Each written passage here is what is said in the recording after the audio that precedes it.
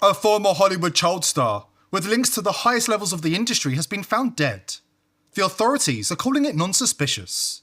But this story is explosive. Davy Chase was a bubbly child actress who lit up screens in the early 2000s. The talented girl with a $1 million smile who vanished into the darkest corners of the machine. And just days ago, she paid the ultimate price for trying to expose it all. She revealed that she was trafficked through a hidden network of elite abusers protected by money, influence and power. And she named names, including Sean Diddy Combs and Ashton Kutcher, the man she described as a Hollywood child trafficking kingpin. It's time to lift the veil on one of the darkest tales in Hollywood's endless nightmare. This isn't just another fallen child star story. This is ritual abuse, trafficking pipelines, Illuminati control, and a cleanup crew that never misses. Before we dive in, subscribe to the channel if you haven't already, and join the People's Voice Locals community to join our incredible community, support the channel, and gain access to exclusive and uncensored content. Davy Chase burst onto the scene at age 8 in an episode of Sabrina the Teenage Witch. Big eyes, curly hair, that infectious laugh. She was America's sweetheart in Lilo and Stitch and the hit movie The Ring. Studios loved her, parents trusted her. But behind the scenes, a different script was being written. According to whispers from former crew, insiders who've since gone silent, and Chase's own final posts, she was targeted early, handpicked by one of the industry's most notorious predators, Sean Diddy Combs, the music mogul who's been linked to multiple child stars over decades. Diddy didn't work alone. His constant shadow, the pretty boy actor Ashton Kutcher, played the wingman, the charming face who made the children think it was all fun and glamorous. You remember the VMA Awards show in 2003?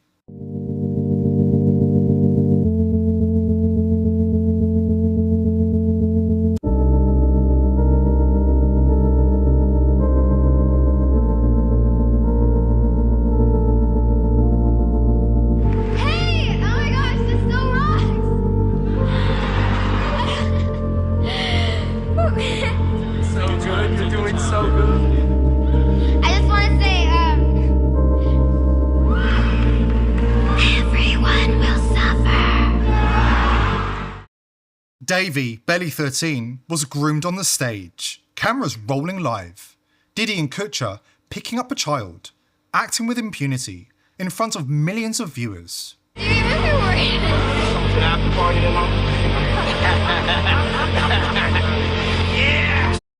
Why was a grown man so excited about a 13-year-old girl coming to his after-party?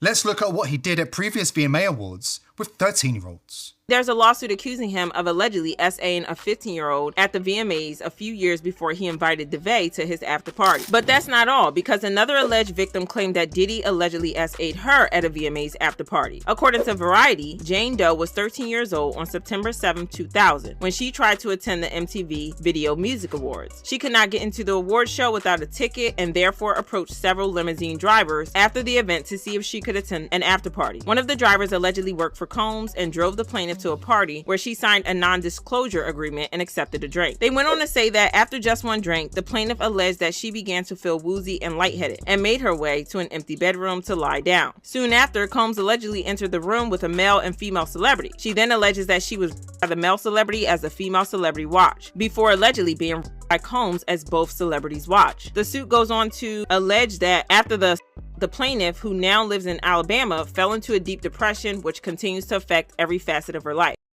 As for Davy, she was paraded out like a fresh product by Diddy and Kutcher, right there on live television. And the world clapped. Nobody did a thing. Sound familiar? Just like they did with Justin Bieber. The same machine, the same mentors introducing kids to adult parties, vitamins that weren't vitamins, and doors that only opened for the elite. But Bieber had an inner strength that pulled him back from the brink, just before it was too late. Diddy poisoned his drink and I see the game with McMill made me to sleep with him.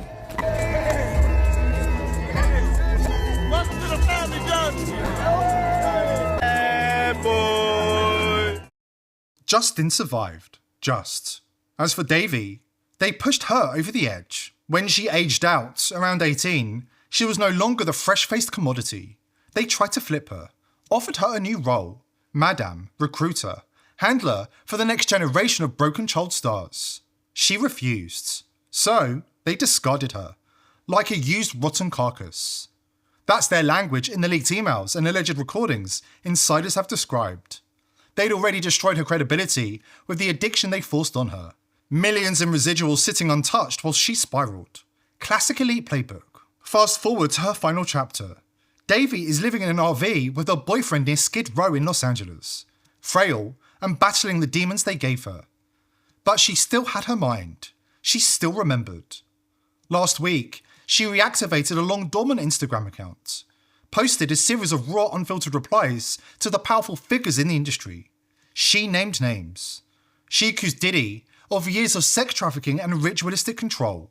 She said his trial was a cover-up. She called Ashton Kutcher a central figure in the Hollywood child trafficking network, selling young souls to VIP clients to climb the ladder and maintain his place in the industry. She said the machine runs deeper than anyone imagines. Bloodline families, secret societies, and an ancient religion that requires blood sacrifice. She tagged accounts. And then, silence. Days later, Davy Chase was dead. The official cause is a joke, but more on that later. Because right now, her own family are blowing the whistle. Her colleagues are starting to speak out. Everyone in Hollywood knows the truth. Davy's mum, Kathy, spoke to the Daily Mail this week. She says Ashton and Diddy are to blame. Kathy said the Big Love actress was seeking drugs and was partying with the wrong people, and she, despite rumours, never kicked her daughter out. She wanted freedom, and those people got her hooked on drugs. That was the beginning. Very interesting. Don't go anywhere. When you hear what Kutcher did to Davy when she was just 13, you'll understand why they had to silence her as soon as she gained the courage to speak out. Warning, this is not for the faint of heart. Today's sponsor is PillsForever.com. If you think Big Pharma have your best interests at heart, think again. The price of medicine in America has skyrocketed, and there are certain medicines Big Pharma don't want you to know about. That's why I've partnered with PillsForever.com. All of their FDA-approved medicines are the cheapest you'll find anywhere. More importantly, you can order medicines that Big Pharma don't want you to have, such as ivermectin, hydroxychloroquine, and fenbendazole. Speaking of fenbendazole, not only does it get rid of parasites that live inside your body, there have been studies that show fenbendazole can help with cancer. Listen to this bombshell interview with Mel Gibson, who says 3 of his friends who had terminal cancer were cured by the very same ivermectin and fenbendazole available at pillsforever.com. I have 3 friends. All 3 of them had stage 4 cancer.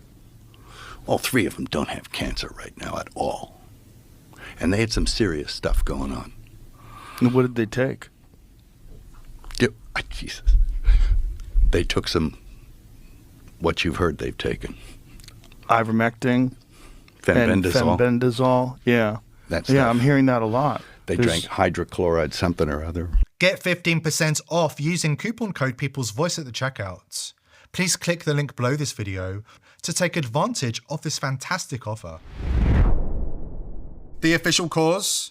Bacterial meningitis. Let that sink in. 2 previous people who accused Kutcher of similar horrors both died of bacterial pneumonia.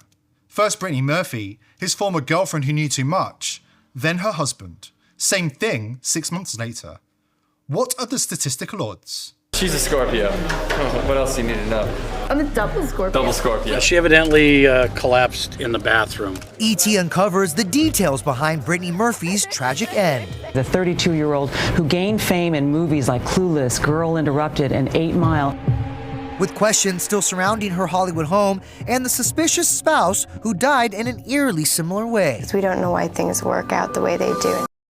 In a city where celebrities die of exhaustion or convenient car crashes, it appears bacterial infections are Kutcher the Butcher's preferred method for silencing threats. These aren't coincidences. This is the cabal signature. Fast acting, hard to trace if you control the narrative, and easy to dismiss as addicts' health issues. The Butcher knows it's only a matter of time before the walls close in on him. It already has for his best friends Sean Diddy Combs and Danny Masterson, who's currently serving 30 years to life in prison for a series of brutal rapes. Diddy is not the only shady figure that Ashton is connected to, because in 2017, Ashton and his wife, Mila Kunis, stirred up a storm of controversy when they wrote character letters defending Danny Masterson, their That 70s Show co-star. Masterson had been accused of SA-ing 2 women in 2003. Despite the gravity of these allegations, Ashton and Mila chose to vouch for his character, a decision that shocked many. When Masterson was later sentenced to 30 years in prison for his crimes, their public support for him came under intense scrutiny. Ashton wrote, "Masterson had been nothing but a positive influence on him throughout his life. Over our 25-year relationship, I don't ever recall him lying to me. He's taught me about being direct and confronting issues in life and relationships head on, resolving them and moving forward. Danny is a person that is consistently there for you when you need him. While I'm aware that the judgment has been cast as guilty on 2 accounts of rape by force, and the victims have a great desire for justice, I hope that my testament to his character is taken into consideration in sentencing." Don't even get me started on Ashton's anti-trafficking charity and how he was forced to step down when some seriously shady things about him was exposed, including his support for Danny Masterson. And here is where it gets truly demonic, folks. Just like Jimmy Savile with his endless charity work for hospitals and kids, just like Jeffrey Epstein and Ghislaine Maxwell parading around with their philanthropy and island science foundations, just like the Clinton Foundation and their links to child trafficking in Haiti and elsewhere. The elite always hide their worst sins behind the brightest spotlights of benevolence. Ashton was the co-founder of Thorn, Digital Defenders of Children. All smiles, all press releases about stopping trafficking. But dig deeper.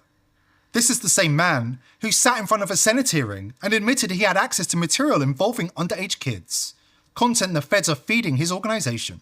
He said it clearly on record. Disturbing footage, dark web material, including the most vulnerable children in the country. Why does a Hollywood actor closely linked to Diddy and convicted rapists get that kind of pipeline? My day job is as the chairman and the co-founder of Thorn. We build software to fight human trafficking and the sexual exploitation of children. I've been on the other end of a phone call from my team asking for my help because we had received a call from the Department of Homeland Security telling us that a 7-year-old girl was being sexually abused and that content was being spread around the dark web. And she had been being abused and they'd watched her for 3 years and they could not find the perpetrator. Asking us for help. We were the last line of defense. An actor and his foundation were the potential last line of defense. That's my day job. It's the oldest trick in the book. Create the charity, control the narrative, get access to the very victims or the evidence you're supposedly saving. Meanwhile, the real machine keeps humming in the background. Think about it. Serial killers have always targeted prostitutes and runaways. For the exact same reason, these predators target discarded child stars. No real support network, no powerful family, shaky societal standing. When they OD, disappear or die of meningitis, law enforcement shrugs. The media calls it another tragic addict story.